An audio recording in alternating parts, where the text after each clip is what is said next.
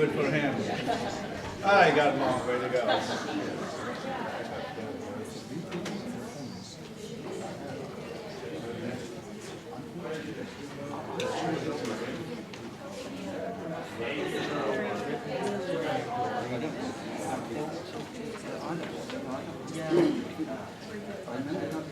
I live off of Governor's Rock.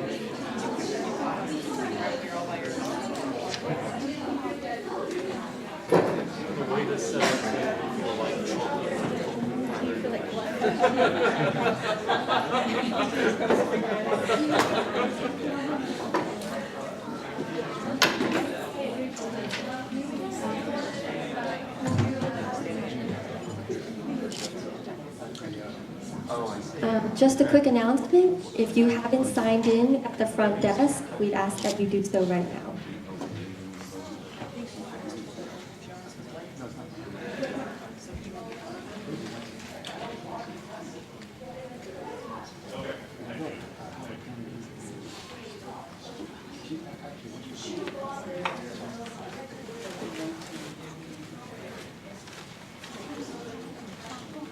Hi, Brian.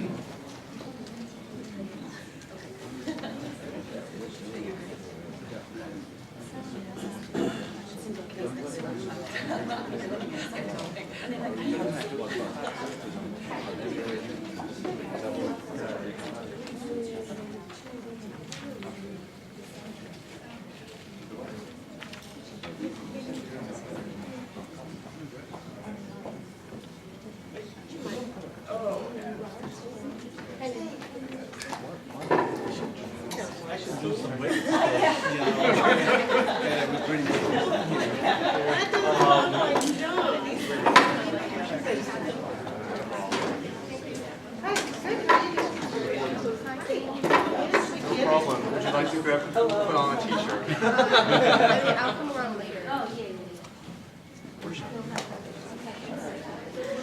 So,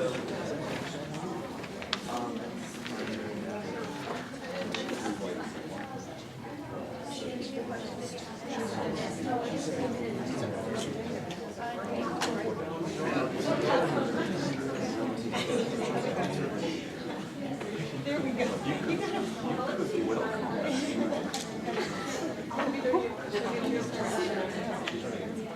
That last time, didn't you? I did. To somebody, yeah, I remember. Somebody kept you going and If you're sitting towards the back, we want you to come a little closer to fill in the empty seats up front. So like the back half of the room wants to come a little closer.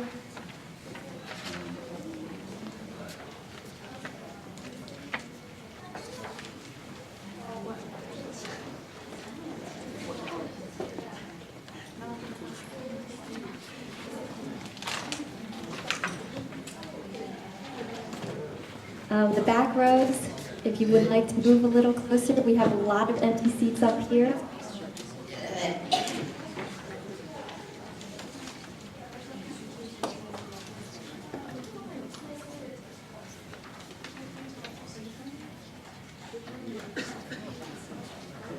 All right, good morning, and welcome to the 2018 Howard County Council Candidates Forum. This discussion will feature candidates from Districts 1, 2, and 4. Thank you for joining us today. We hope that this forum will be an informative exchange of information. Before we begin, we'd like to thank a few people who made this event possible. First, thank you to the Chinese American Parents Association of Howard County and the Howard County Chinese School. Thank you to all the volunteers who are here today, and most importantly, we would like to thank all the candidates for being here and participating. My name is Rachel Yu, and I have the privilege of being the moderator for this discussion. We will first begin with opening statements, and the opening statements, we ask you to keep them about 1 minute long. We have our two lovely timekeepers up here, and they will give you signals for 30 seconds left and when time's up. Then we will move to general questions that will be answered by each candidate. These answers will also be 1 minute long. And then afterwards, we will have the opportunity for audience members to ask questions. We ask that if you have a question, you please write it down on the index cards. If you need more index cards, there should be more on the table up front. And a volunteer would come around to collect them. If the volunteer, Tia, could raise her hand. She's back there. Yeah. And you can give them to her, and we will ask as many questions as we can. Finally, we'll wrap things up with closing statements, and closing statements will also be 1 minute long. So, without further ado, we will begin with opening statements. So, Mr. Kathuria, would you like to start? I guess we don't have mics, but I can be loud enough. All right. Hello, everyone. I am Raj Kathuria, your candidate for County Council from District 1. If you're recording. Sure? Okay. I am a loud guy. Well, great. Thank you. I'm a 30-year resident of Howard County, a local realtor, and a small business owner who owns Bistro Blanc in Western Howard County. I am a father of 3. I have the oldest one in college, middle one in high school, and the youngest one in Hollyfield Elementary School. Yeah, thank you. So I got all the spectrum, so I understand your pain, just like you have. As a legislator, I will focus on maintaining a high-quality school without constant redistricting. I will secure funding for high school number 14 in Elkridge, ensure sustainable development, and focus on sensible land use. Thank you.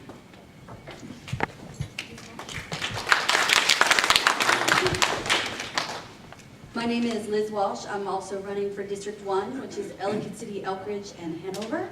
I am a Mount Hebron graduate. I'm not going to tell you the year. I left there and went to Georgia Tech on a National Merit Scholarship, where I graduated with a civil engineering degree.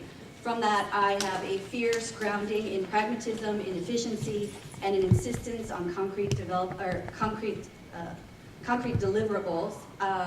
Now I'm a construction lawyer for the last 20 years. I negotiate, I draft complex construction contracts. I tell my clients what the law says, what the law means, and what that means they can and cannot do. In the next 4 years, our county council will be redoing comprehensive land use regulations that will affect not just our day-to-day lives, but the lives going forward for decades. I think it's important that we have independent, authentic leadership on the county council when that happens. We need someone who will advocate for our schools and our neighborhoods. I am proud to give District 1 an authentic choice for county council. Liz Walsh, I have materials in the back. Thank you very much.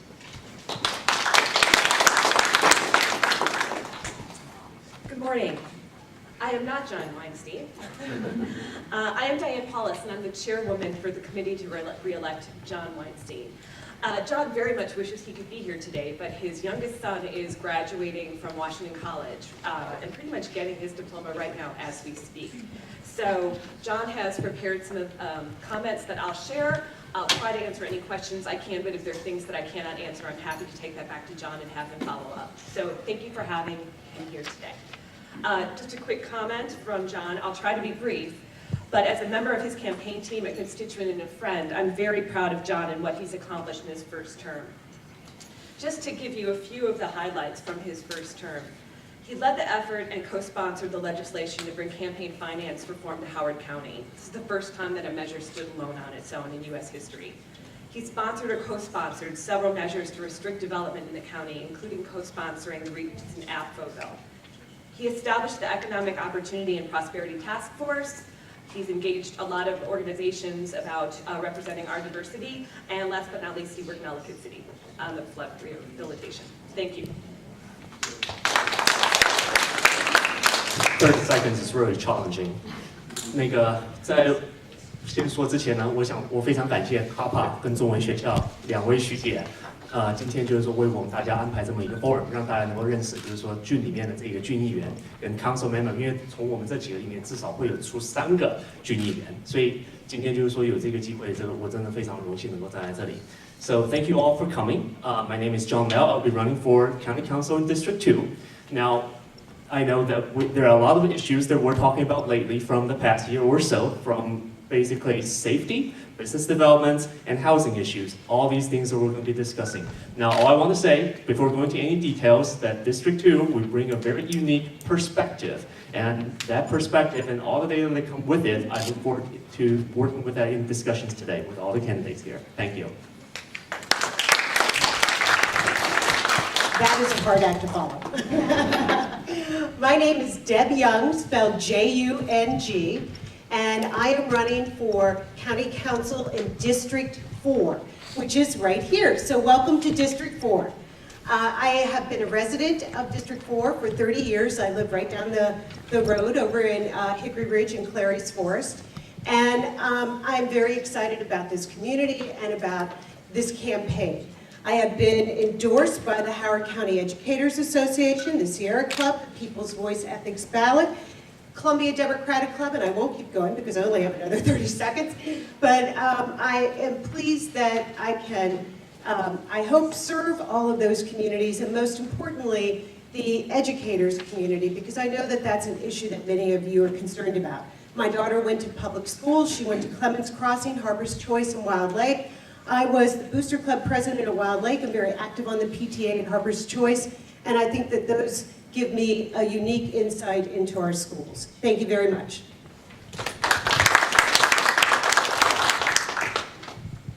Good afternoon. My name is Lisa Kim. I'm a candidate for District 4 right here. Welcome to District 4. I'm a wife, I'm a mother, and I'm a business owner. I'm also a formerly elected legislator from Prince George's County, where I was elected to 3 terms there on a city council. A city council operates much like a village board, but also much like a county council.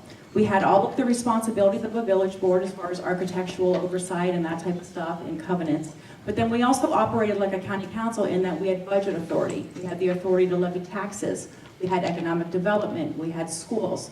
So what I bring to you is that experience. I bring you the experience of being a former legislator, but I also bring you the experience of being a wife, a mother, and a business owner.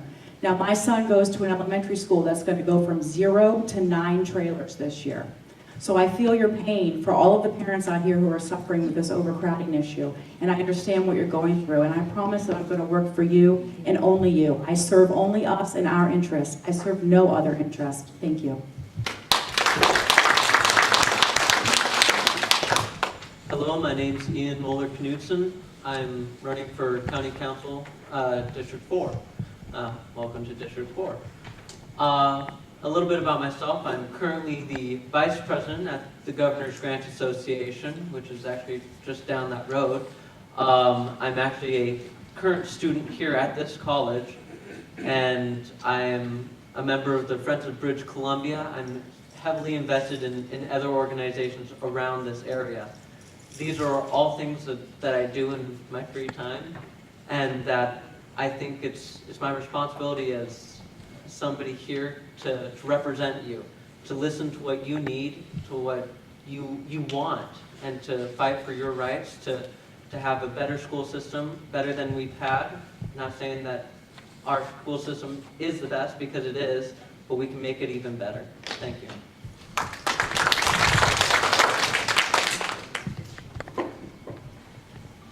Ni hao, and good afternoon. I'd like to thank the Parent Association and the Language School for hosting the forum today. I'm Janet Siddiqui, Democrat for County Council District 4, and I have the leadership, the education, and the experience to be the next councilwoman in District 4. I've been a resident of Howard County for 35 years, living all that time in District 4. I'm also a physician with Johns Hopkins for 23 years, and I've served you on the Howard County Board of Education for nearly 10 years. With those qualifications, I understand the needs of the community and where we need to go in the future and over the next 4 years. I want to work on issues and continue to work to make sure we have a high-quality education and make sure that our students are safe. We saw it again on the news over the weekend about another school shooting. And when I was on the Board of Education, immediately after Sandy Hook, we made sure that we started on making sure that our elementary schools, the doors were secure. So I'm looking forward to your questions and talk to you about other issues that I have. Thank you. Thank you. Thank you to all the candidates. Now we will begin a general questioning. So I'm going to pose this question to all of the candidates as well. What would be the one major difference between you and the current council representative from your district if you were elected? And for any incumbent candidates in the room, what would be one major difference you would do from your first term? So this time around, we're going to start with Ms. Walsh. If we want to pass the microphone all the way back down, and then we will go down the table to the left.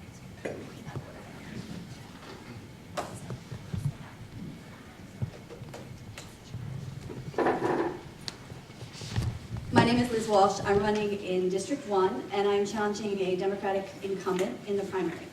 The thing that distinguishes me the most from that incumbent is that I am not influenced by developer interest. I do not take developer money. I do not do the developer's bidding. And the result of that, the consequence of an elected official who does developer's bidding, is overcrowded schools, congested roadways, flooding watersheds. That will not happen if you elect truly independent, authentic officials who will put the interests of our school kids, of our schools, of our neighborhoods, and our watersheds first before developers.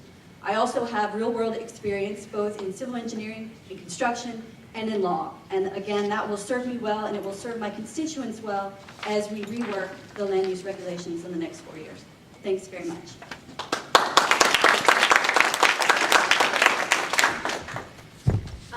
John is the incumbent in District 1. So in terms of things that he plans to continue to focus on and do is his focus on smart development. And just an example of some of the things he did in his first term around development, and that were moratoriums on it. One, halt the development in the watershed in historic Ellicott City, restrict the infill of development across the county, and being very involved with the recent APFO bill that just passed. A fourth is a development restriction. That was a bill that prohibits waivers or variances to floodplain, wetland, stream, and steep slope regulations in historic Ellicott City watershed. And he intends to continue to support items such as that. So I'm running District 2. The current county council for District 2 is Dr. Kelvin Ball, who will be running for county executive this year. So I'm running for his open seat. Now, Dr. Ball has been on that seat for over 10 years. Now, one issue that I think we're all aware and all the candidates talk about is school overcrowding. Now, in my district, I happen to have 3 high schools, out of which Howard High and Long Reach are among the top 3 overcrowding schools in the whole county. Howard High being number 1 with 140%.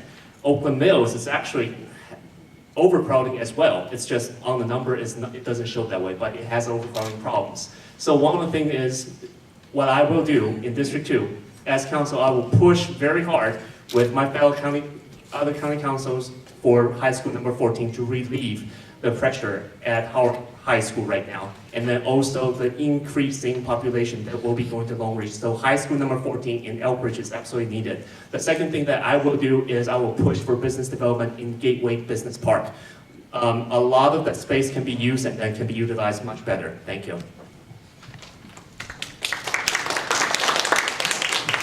Hi, Deb Young, running for County Council in District 4. I think probably one of the most important things going forward in the future is making sure that our development is well planned.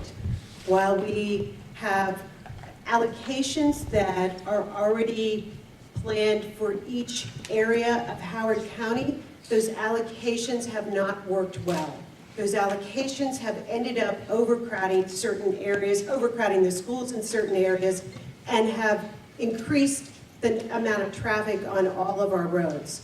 I think that we really need to focus on building appropriate infrastructure, which also means building roads, pathways, paths for bikes as well as people, and that we need to really focus on where we can develop so that we're not overcrowding our schools. Thank you.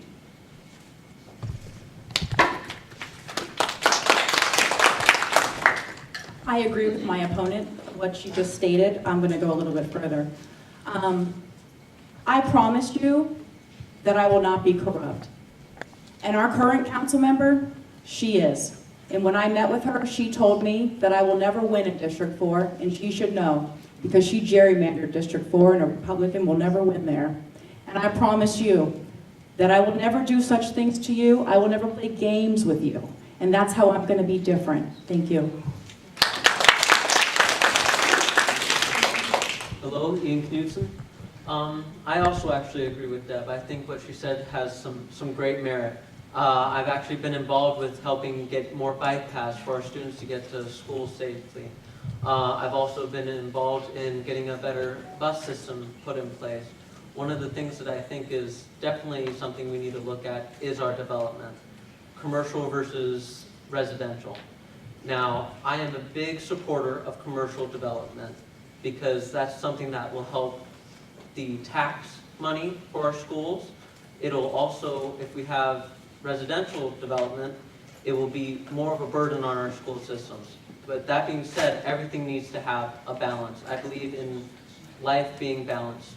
Not only will we currently need commercial development, but eventually there will be a time when we need residential again. But now is not that time. We need to focus on commercial development to help support our school systems.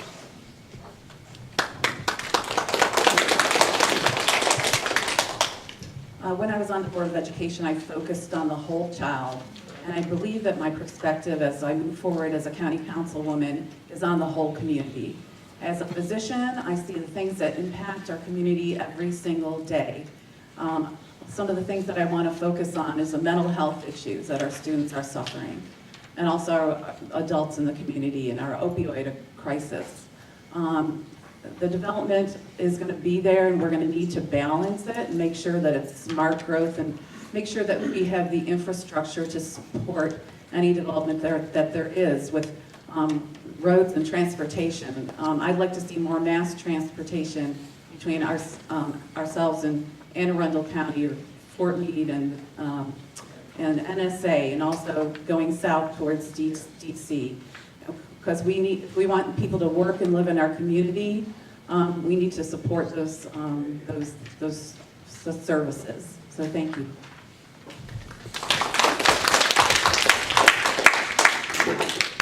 Thank you. Is it on? Is it not? Can you hear me? Yes, I can get that.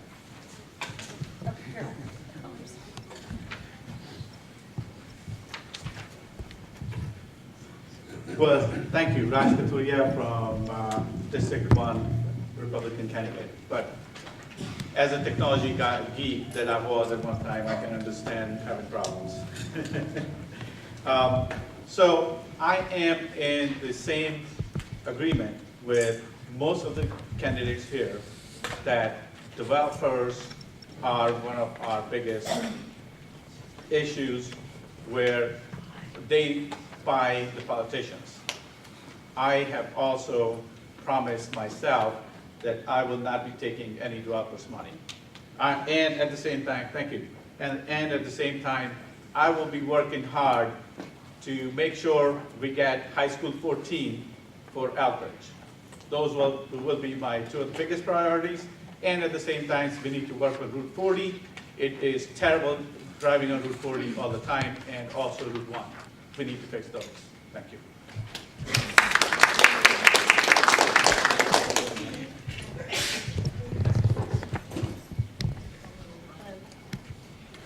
Let's speak like this. Yes. Thank you, candidates. Audience members, we ask that you hold your applause until after all the candidates have spoken, so we can get all the answers moving quickly. So our next question is, what are the challenges facing the county budget, and what would you do to improve it? So we'll start with Representative from Mr. Banksy.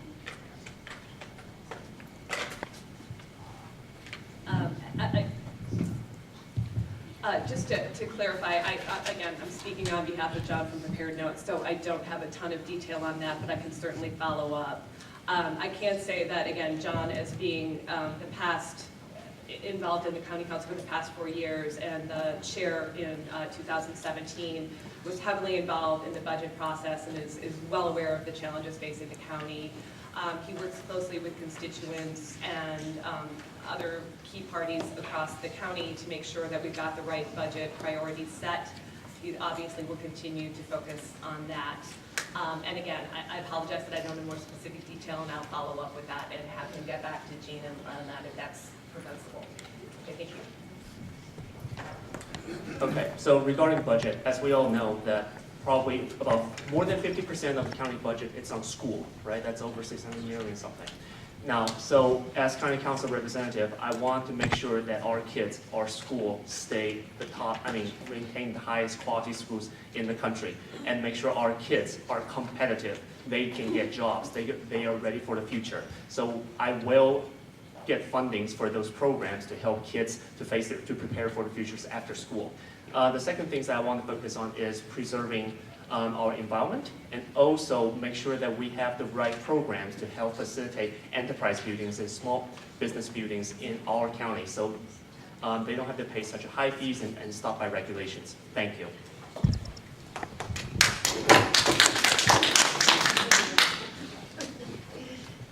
Hello, Deb Young, running for County Council in District 4.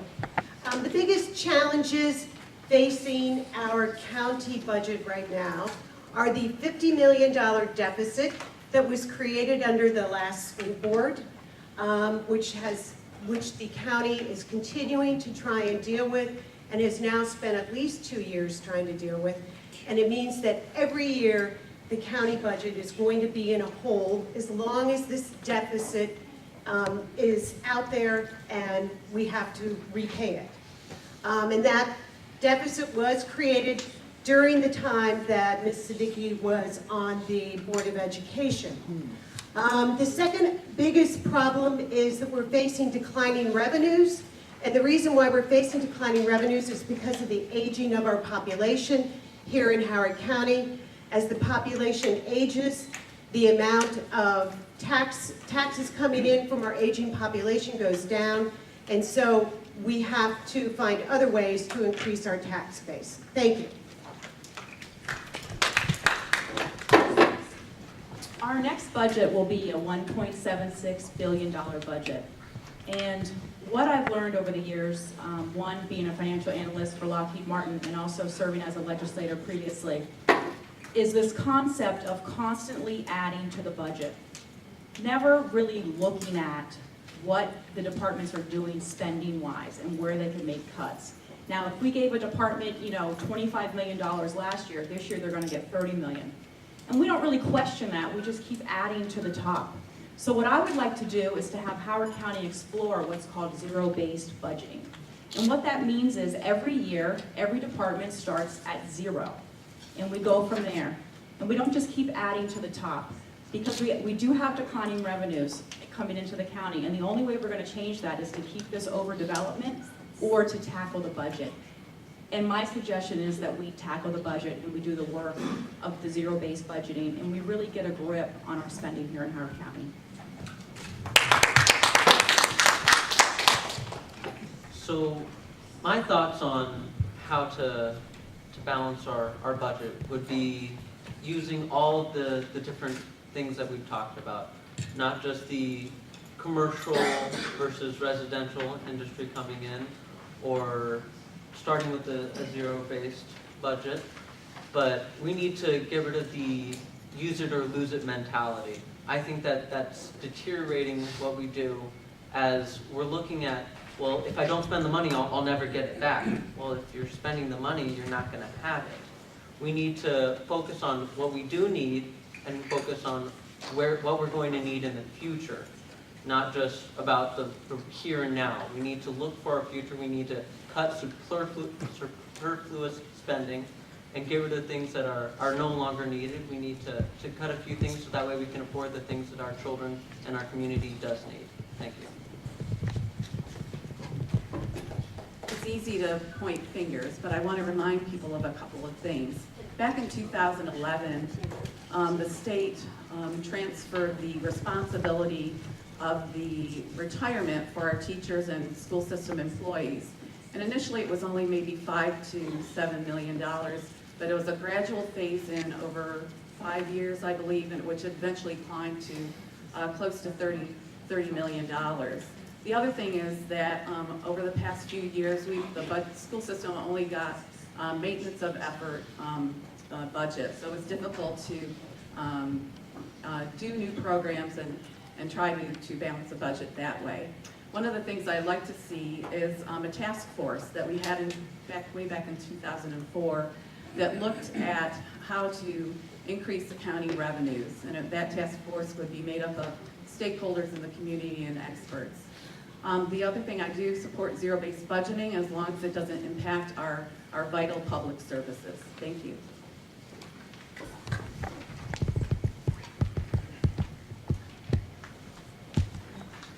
Great, thank you. Raj Kathuria again. So we all know that the way the economy is, things are tight, just for everybody.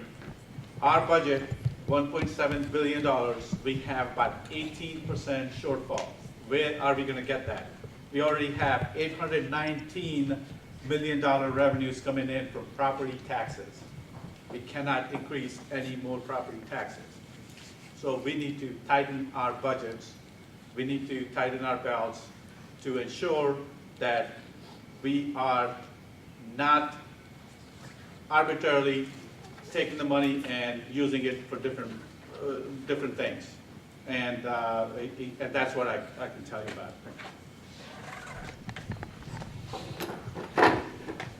There's two kinds of budgets, capital and operating. Capital is actually a pretty easy fix, and I don't think at this point is controversial. Right now, we are not charging developers fair value school impact fees when they build into new developments, meaning that developers aren't paying their fair share for the price of a new seat in a new school as they build in. I think at this point there is agreement that that should be implemented as soon as possible, and that would put tens of millions of dollars into a budget that would allow us to expedite new school construction, additions, and renovation. On the operating budget side, we have to stop spending money on things that only further special interest profit. Things like the Columbia TIF. If we don't have enough money to fund teachers and getting kids out of portables, then we don't have enough money to throw at a private developer who's building nice new residential fancy housing that's going to overcrowd more schools in the Columbia area. Additionally, though, we need to pursue the full value of state funding that's available. That will implement the Kirwan Commission funding, and that will be available through the casinos funding. I will always prioritize schools funding. Kids must come first.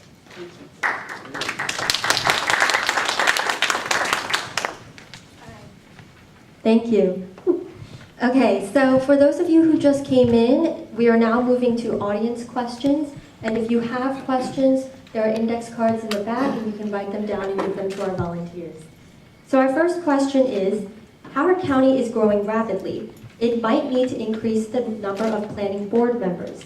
If so, would some of the planning board members be appointed by the council members and others be appointed by the county executives? So we'll start with Mr. John Liao and work our way down the left. So a lot of times, I think in planning, the problems we have is the decisions are being made too slowly, or sometimes not enough sufficient information are being passed, or even if they're passed, they're not being processed adequately, and then decisions are either not being made on time or being delayed, and oftentimes whenever you have delays, the costs go up for a lot of people. So going forward, I think what matters more or what's at stake is recognize what needs to be done and get proper information and testimonies to the planning board before we decide to increase more people or put more people on it. And we need to make sure that the planning board knows what factors they need to consider and make the best decision possible. Thank you. The question was whether or not we should increase the number of planning board members. I don't think we need to increase the number of planning board members. Rather, I think we need to change the type of person whom we appoint to the planning board. Thank you. Those of us who have been in planning board meetings know that oftentimes what we see is that the planning board members rubber stamp what the Department of Planning and Zoning hands to them, even after they've heard from many, many citizens that they don't want a particular development, or they don't want to see something move forward, or they would like to see something else occur in that particular place. I think what we need is we need planning board members who have been steeped in planning, who know about urban planning, who know about development, who know the budgetary constraints that the school district is under when they approve developments. And I think the most important thing is to make sure that we have people on the planning board who understand their roles and take it seriously and are not willing just to rubber stamp. Thank you. I agree. Unless we change what the planning board does, we should just abolish the planning board altogether, because at this point, it's just another arm of DPZ and it just does what DPZ wants. So it really serves no purpose other than to just rubber stamp and push through development for the special interests. Now, as it stands, the planning board does have approval. The members get approval from Councilman Kittleman, our county executive. And again,